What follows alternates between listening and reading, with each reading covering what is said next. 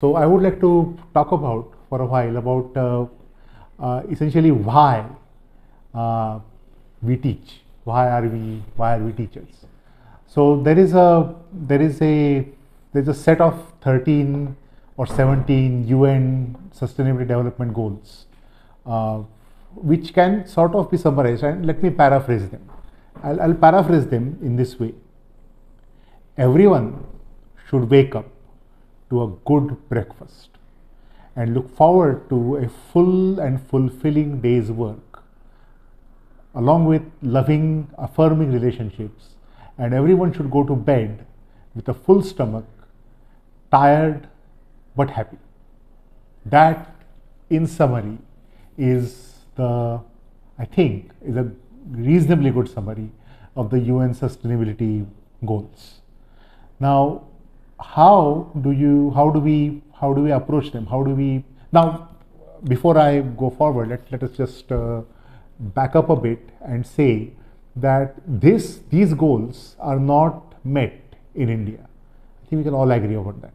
These goals are not met, but we would like to meet them. We would like to meet them soon, because every year that passes without these goals being met, some child wastes his or her potential. Now, the key is there are many different ways of achieving these goals, but I think the best way, the most sustainable way, because sustainability is such an important thing, the most sustainable way of reaching these goals, that every person must meet his full potential, has to be generating wealth and disseminating it in the country. Generation and dissemination. So we are not capitalists or socialists. We want to generate wealth and we want to spread it around. And I happen to think that the best way of doing that is through education. And the best way of generating wealth is through technical education, is through technology. To convert natural resources into comforts, into wealth, convert innovations into ways of sustaining the environment, which is itself a kind of wealth. Beauty is wealth. Natural wonders are wealth. So we would like to create, sustain, and develop the resources of our country, the primary resource of which is our children. And that essentially is the goal with which teachers approach, or should approach, and most of them do approach their work or their career. As far as so there are a number of quantifications that were required in the questionnaire you sent out, and therefore let me just state that I have been involved in projects worth several crores over my tenure in ICT. I have raised for ICT as much as a couple of crores just through consultancies.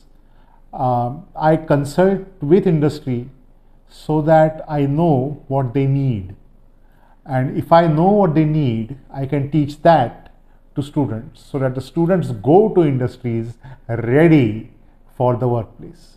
And that means they can create wealth, which means there will be wealth to distribute among the country, which means some child will grow up to be better able to meet her or his potential.